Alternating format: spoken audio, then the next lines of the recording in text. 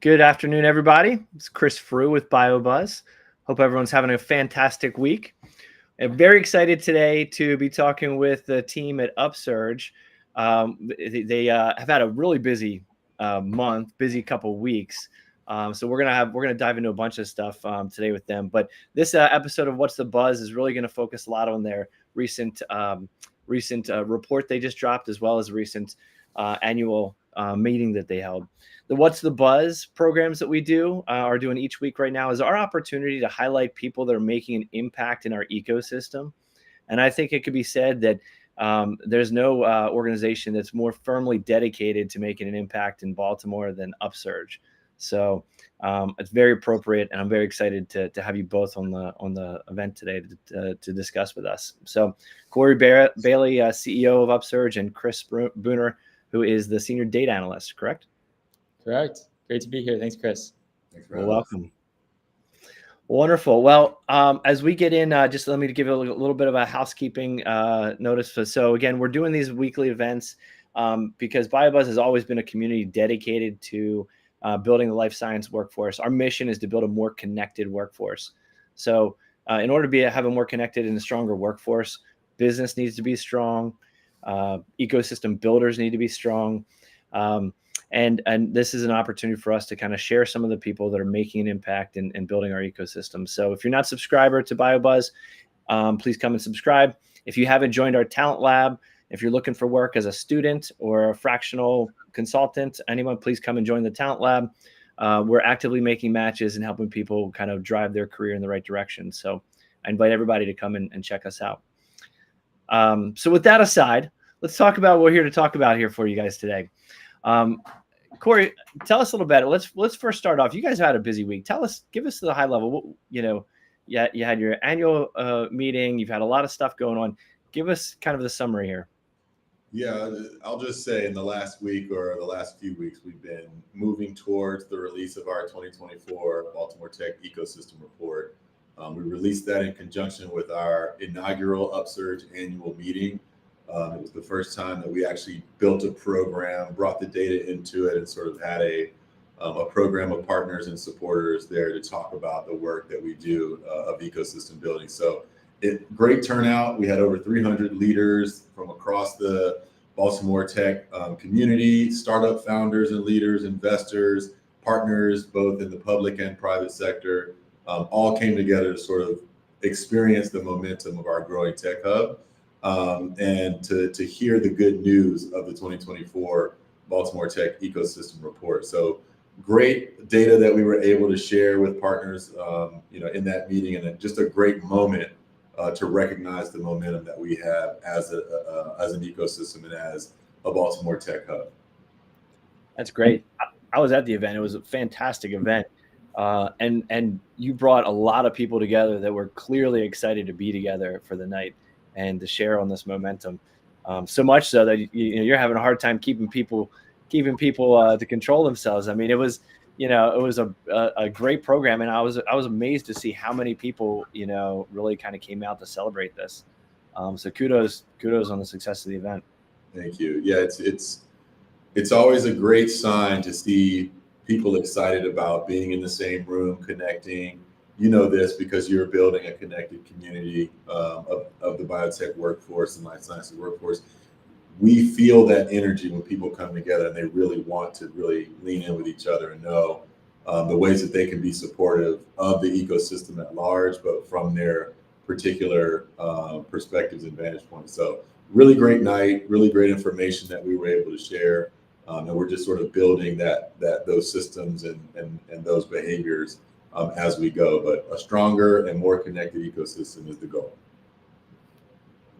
Terrific.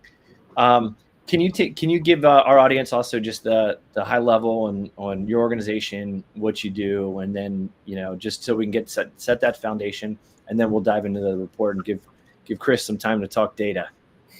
Yeah, so UpSurge is the ecosystem builder for Baltimore Tech, right? We have a mission to build a thriving tech ecosystem, and we do that by strengthening culture and connectivity. So what you saw at that meeting was sort of our mission in action. We also mobilize regional and national assets around Baltimore startups So our goal ultimately is more successful startups in Baltimore. And so we sort of manage all of the activities upstream from that allow for the right connections to be made, the right type of activities to be generated, the right convenings to happen, both in small, mid-size, and sort of large groups. We want to create access points, both physically and digitally, for people to engage in the ecosystem, and then have really strong strategies around startup advancement. How are we bringing our support networks together to share data, shared language, shared best practices? How are we bringing founders into engagements with investors, potential customers early and often so that they can launch, scale, and retain their startups here in Baltimore? So that's the ultimate goal: more successful startups in Baltimore. How do we widen the aperture for who gets to be included in that activity, create a culture of belonging, and then use data to support some of the decisions that we're making around creating those opportunities and activities in the ecosystem. That's great. Yeah, I can tell you as a startup executive or entrepreneur myself, what you guys do is so important. I mean, you know, the support resources, retention, engaging, you know, all the right reasons. I mean, you know, running a startup is not for the faint of heart, and we need to do everything we can to support the ecosystem to help build success. Yeah, I said in my remarks, like our role is to sort of make that journey less stressful and more successful for more founders. And so we're building the networks and the engagement opportunities to make that possible. And so it's great. It's great work. It's collaborative work. We're co-creating these things together. And even with our ecosystem report, we relied on a lot of our partners to share their data with us so that we could give the most comprehensive look at our ecosystem. That was a great process and a great outcome for us for this go around. Chris, tell me a little bit about the report. So before we jump into it, like what all goes into, like I read through the report this past week, and you had a tremendous amount of inside information. What all goes into pulling all that together? A lot of time for one, but no, I mean, a lot of time, a lot of thought. The ecosystem report is meant to be summative. I mean, it's meant to be a snapshot of where we are today. And so you might look at it and say it's missing a lot of analysis, but the analysis comes in from the presentation, what metrics are chosen to be included, how they're presented. So a lot of thought and time into those components. And so, I mean, this process started, I mean, really, we've been reporting on the ecosystem for several years. So since the start of UpSurge, but for this version, really since like October, November, we convened stakeholders close to UpSurge to really hone in on our mission and vision and really understand what Baltimore tech means and what startup advancement and all these things that UpSurge stands for means, and how we then show that through the data. So it's been a big process, and it's continual. Definitely connects to the EA Tech Hub's work that UpSurge was a part of, and just this larger vision for the Baltimore region to be a innovation ecosystem. Yeah, it's great. So yeah, data just doesn't pop out like some people think. I appreciate you sharing that, because a lot of work goes into helping to guide policy, guide planning, guide strategy through a report like this. So this was your third report that you all have done. It was a little bit different this year. So I understand you added expanded geography and workforce data. Can you talk a little bit about that and kind of some of the changes like that were implemented this year? Yeah, for sure. So like the larger structural change that we've done is to think very comprehensively and holistically about the Baltimore tech ecosystem. Startups are, for us, the foundation of that ecosystem, but they don't stand alone. They aren't isolated. And so they connect to so many other stakeholder groups and activities in our larger ecosystem. So the corporates that exist here, the universities, the capital providers. And so we really wanted to approach the ecosystem from that more holistic, comprehensive view. I will say, like, the challenge is always data. You can have theory and you can have this ideal state, and the data that's accessible will determine what you can actually report on. So for us, the Baltimore MSA has just become a really strong geographic boundary for our region.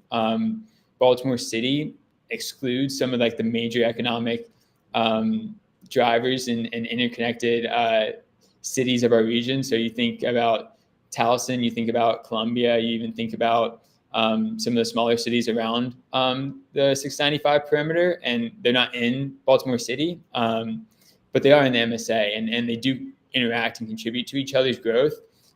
So we thought the MSA boundary is an important one, and it's easily defined, which is also important for data. In our previous reports, we had a attempt at this, which was a 15-mile radius from downtown. It just makes it a lot harder to collect the data. So for a lot of reasons, the MSA just makes more sense, and it aligns with other efforts and initiatives in the region between the state and regional entities. And then the workforce addition was mostly based on the accessibility of the data and our belief in its importance to relate the tech workforce to the startup ecosystem. And so this data is public. It's from the federal government. It's either the American Community Survey or from the Occupational Employment Statistics Survey from the BLS. And so it's super accurate and just paints, we think, a better picture of the tech workforce that we didn't really see coming out from other sources. So we just thought it was a really important addition, and happy to talk more about it. I love that. I mean, at the end of the day too, tech is human, right? It's humans that are doing this. It's us, right? We're, so, and you kind of expand it, like, we do these things through jobs. So workforce, makes is a kind of natural fit into this, because it roots it in the foundation that who we all are. Like, it all starts with us, and an idea and creating that first job. So workforce is a core component of it. Extremely core. I mean, we look at it, I would say, in two ways. Workforce is a driver of the startup ecosystem, and for Baltimore, it's a real asset. I mean, we have a strong, concentrated technology workforce between the universities and labs that exist in the region. And then it's also an output. I mean, more startups, a stronger startup ecosystem is going to produce more of those tech jobs, and like more specific than even we can get in the data today. So definitely, like, an expansion for us is connecting the tech workforce to the startup workforce. Another thing that when I read it and I saw that you added the MSA to it, another thing that kept popping into my mind, Corey, was a lot of what we talked about around the EDA Tech Hub was, no matter what happens, which we all believe we're gonna win, but no matter what happens, it's changing the course of our collaborative efforts, right? So, this to me was an example of that. Like, now you're expanding your efforts to include an MSA that aligns with, a bigger cause. So to me, that was almost like that in my mind, just being part of that with you over the past, 6 months, I was like, well, this makes sense that they're now rolling this out. This is kind of what we all talked about. Like, no matter what, we're going to start doing things a little differently to be who we want to be. Yeah, I keep saying it. It's no longer a vision. We're no longer in planning phase. Like, it's happening. Yeah, it's actually happening, and we co-created that plan over the course of a year plus together. We've set the priorities. We've noticed where the opportunities are. We've got commitment from major partners and startup advancement and customers and capital and workforce. So we've created this plan together, and the plan is the plan, right? So whether that funding comes from the federal government and the EDA, or we go out and shop the components of the proposal that are important to us, to the private sector, and pull levers with city and state government. We need to get these projects funded, because it's where the opportunities exist in our ecosystem. And I will say that the exercise of working at the MSA level has given us a purview and perspective of the importance of the region with Baltimore City at its heart and how important the city is in the growth of the region. It's one of the reasons why I had Mark Anthony Thomas, CEO of Greater Baltimore Committee, and Kathy Hollinger, who's the new CEO of Greater Washington Partnership, join me in a fireside chat at our annual meeting to talk about the importance of the tech economy, period, the importance of Baltimore and the MSA within the region's tech economy, and the importance of Baltimore to the whole Mid-Atlantic region, and how do we leverage both the assets and resources and talent that exists here and elsewhere across the region to sort of consolidate a lot of that activity within the Baltimore region. So I think it's a unique opportunity for us to now collaborate and partner in a way that elevates Baltimore as a major factor in the region, and as a major driver of economic growth and wealth creation for its citizens. That's great. I 100% agree. I say in the biotech circles all the time, I say, the Maryland biotech cannot be strong without a stronger Baltimore biotech. And, there's a lot of economic activity around the state, but there's a nucleus that we have that we need to strengthen. Yeah. Let's dive into a couple of things in the report. Chris or Corey, can you talk about some of the key findings that really kind of stood out to you? I don't know if you want to start with workforce or capital, or however you think would be best. I'll give you guys the mic to make that decision. I mean, we can sort of ping back and forth, but I think the key findings for us was understanding the actual depth of startups that exist in the MSA, right? It's great to have a baseline, to see it growing year over year, and to understand where they're concentrated. It was actually eye-opening to me to learn that they're just shy of 500 startups across the MSA, 496, with 60% of those being located in Baltimore City, and a lot of those being downtown, East Baltimore, as well as Fulton, Maryland. So you get a sort of idea geographically where those resources and assets exist, where those companies are located. And then for me, the strength of our venture capital and funding mechanism, we're still competing or exceeding some of the national averages for venture capital. There obviously are some opportunities, I think, for more early stage investment and some of those bridge rounds between pre-seed and Series A. Those are growth opportunities. We always talk about them as growth opportunities. But it's great to see sort of a mapping of where those investments are being made, which industries are leading our MSA and our region, how we can leverage that as an asset and potentially grow other sectors as well.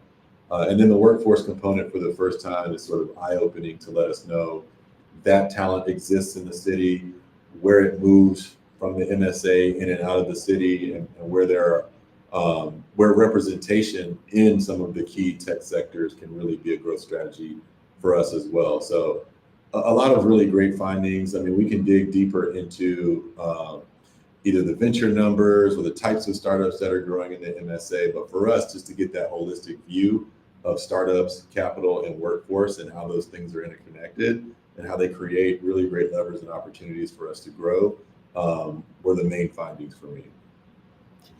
I mean, happy to dive in. I think everything's an interesting finding to me, especially because of how the data is presented, which is intended to be, here's the data, interpret what is most valuable to you. Yeah.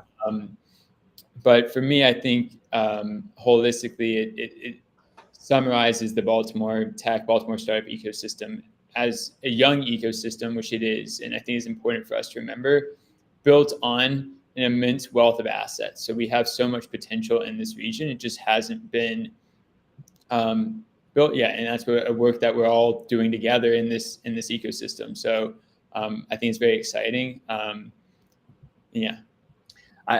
I concur to that. I mean, when I read it too,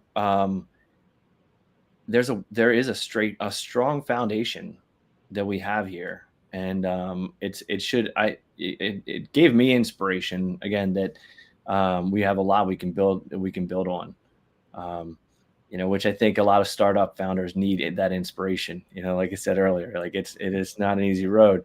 So I read this report as a founder, and it was definitely inspirational to see that oh, there's 155 investors made investment this year.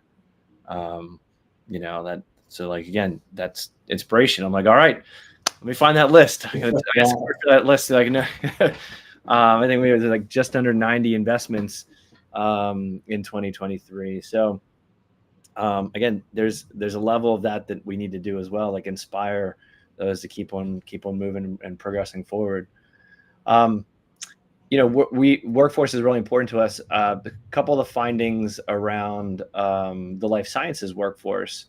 And anything you can share about that, like anything that stood out around life sciences or healthcare workforce in Baltimore?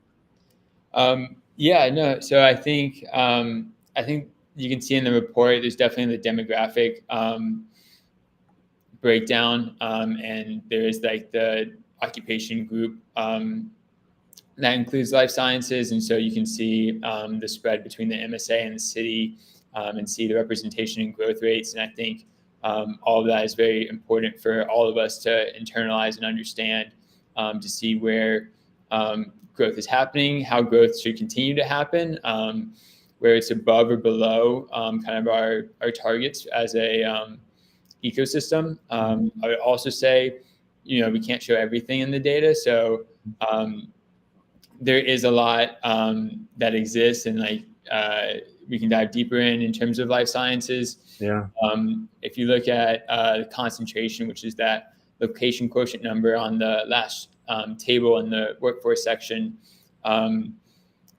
Baltimore MSA has a location quotient of 1.48, which essentially means that we have 150 or 50% more life science, social science, and physical science workers than you would expect for a city our size, based on U.S. data. So high concentration across the board, and some particularly high life science occupations are epidemiologists, life scientists, general medical scientists, and microbiologists, which again just I think highlights the presence of university and lab talent.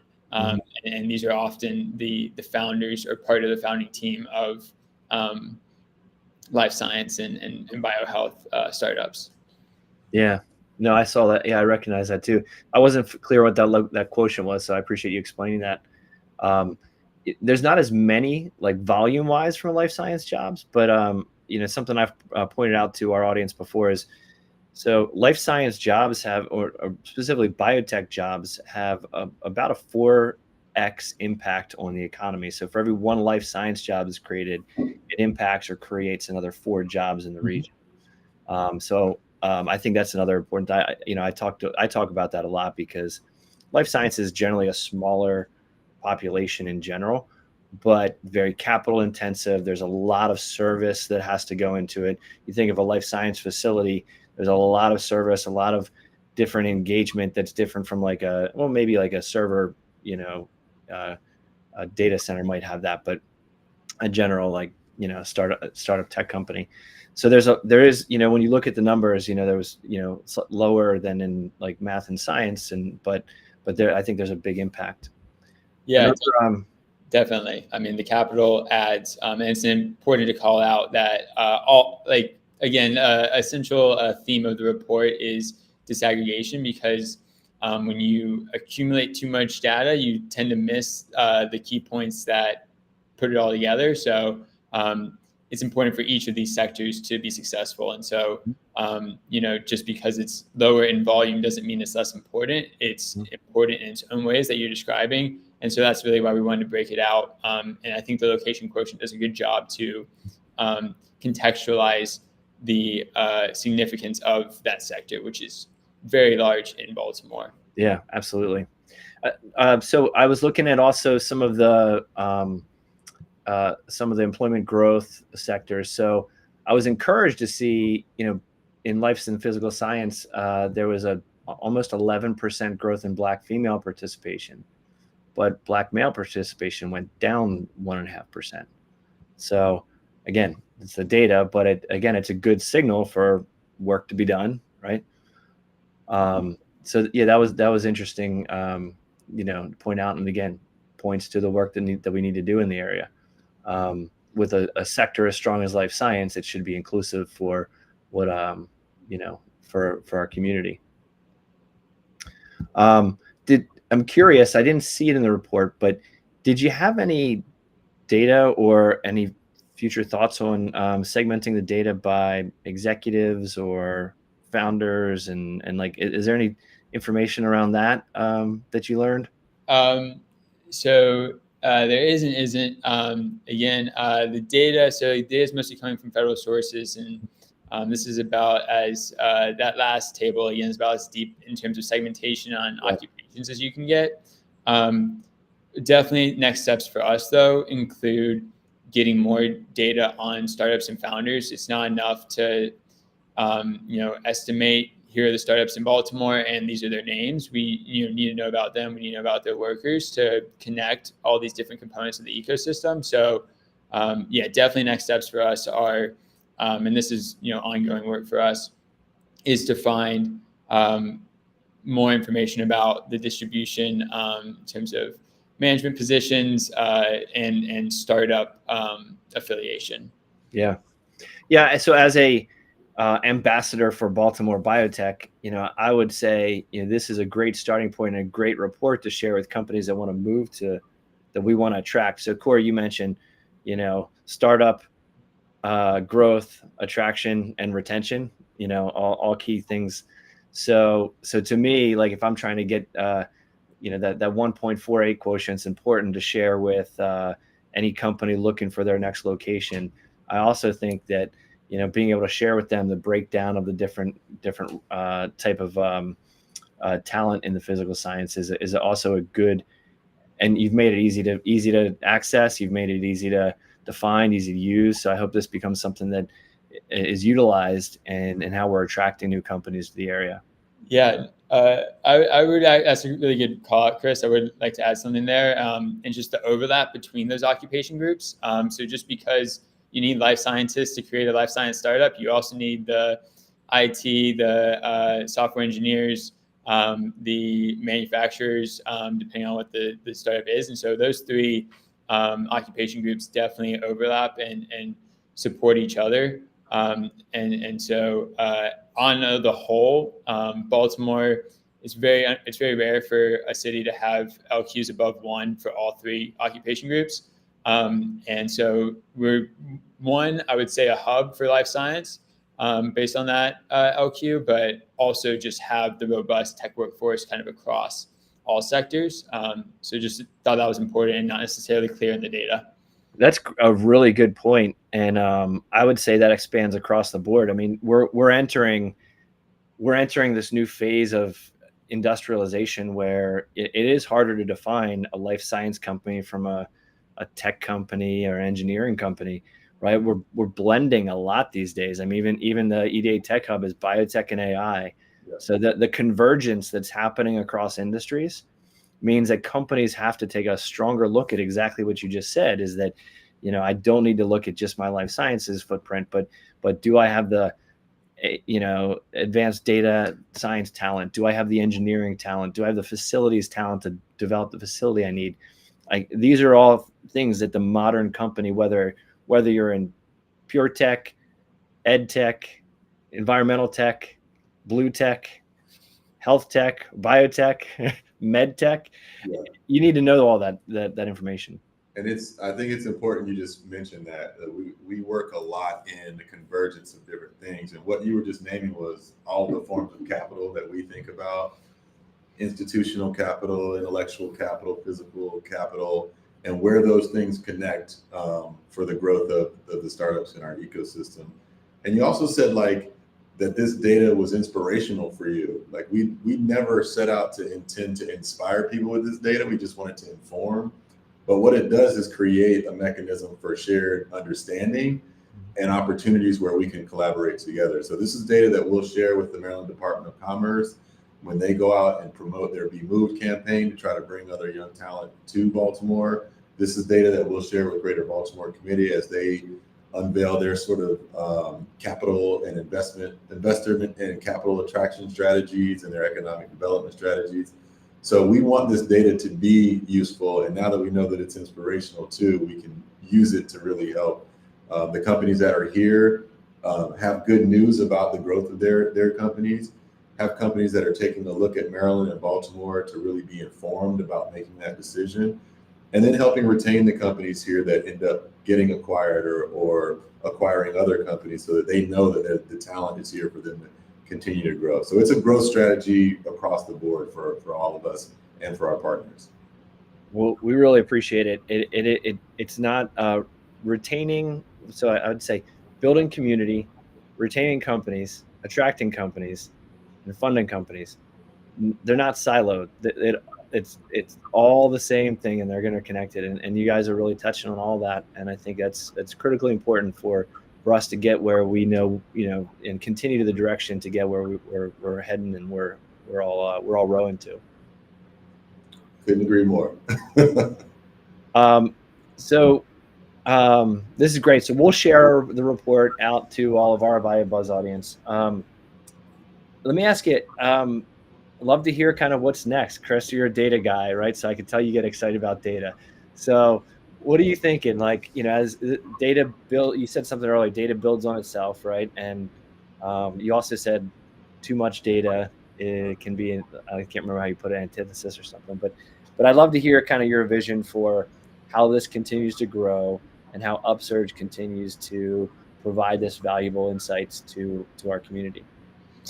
Yeah. I mean, I am a data guy, but I'm a data guy as a tool. I appreciate what it can do for us in terms of understanding strategy and creating a representation of an ecosystem, an organization, whatever it is, and how it fits in with kind of our own experiences to form that dual layer of like, this is what we think and this is what is, how do those coincide? And so this is foundational for UpSurge.